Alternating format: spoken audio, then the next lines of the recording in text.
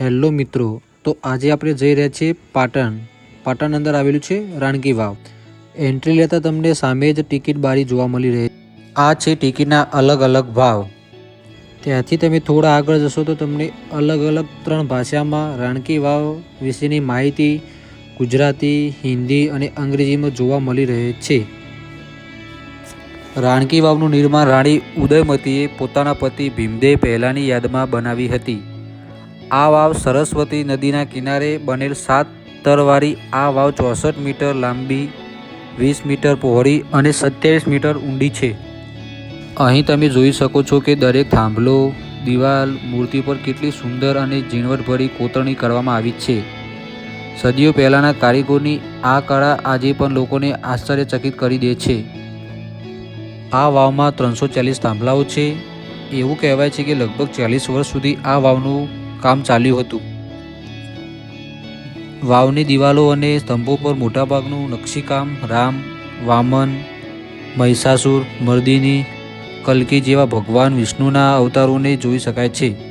તે ઉપરાંત વાવમાં દેવી દેવતાઓની સાથે સાથે સાધુ, બ્રાહ્મણો અને હોઠ રંગતી અને શણગાર કરતી અપ્સરાઓ અને નાગકન્યાઓની મૂર્તિઓ કલાત્મક રીતે કોતરવામાં આવી છે।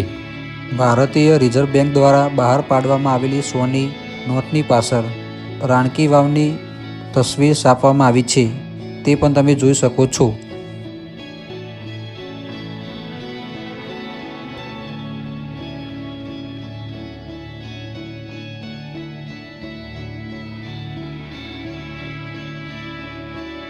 અહીં તમને સરસ મજાનું એવું ગાર્ડન પણ જોવા મળી રહ્યું છે, જ્યાં તમે તમારા પરિવાર મિત્રો સાથે આવીને પણ ફરી શકો છો।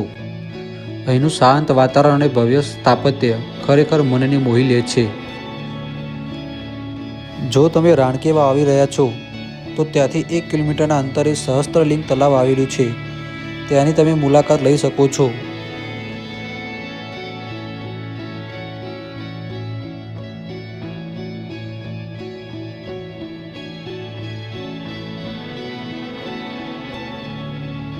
સહસ્ત્રલિંગ તળાવ ગુજરાતના પાટણ શહેરમાં આવેલું એક પ્રાચીન અને ઐતિહાસિક જળાશય છે। તેનું નિર્માણ સોલંકી યુગમાં કરવામાં આવ્યું હતું। આ તળાવમાં સરસ્વતી નદીનું પાણી વિશિષ્ટ નહેરો અને જળ વ્યવસ્થાની મદદથી લાવવામાં આવતું હતું। તળાવની આસપાસ લગભગ શિવને સમર્પિત અસંખ્ય નાના મોટા મંદિરો અને શિવલિંગો સ્થાપિત કરવામાં આવ્યા હતા। આ કારણે તેનું નામ સહસ્ત્રલિંગ તળાવ પડ્યું। તે સમયની જળ સંચય અને સ્થાપત્ય કલાનું આ એક ઉત્તમ ઉદાહરણ માનવામાં આવે છે। જો તમને આ વિડીયો ગમ્યો તો લાઈક કરો, શેર કરો અને અમારી યુટ્યુબ ચેનલને સબસ્ક્રાઈબ કરવાનું ભૂલતા નહીં।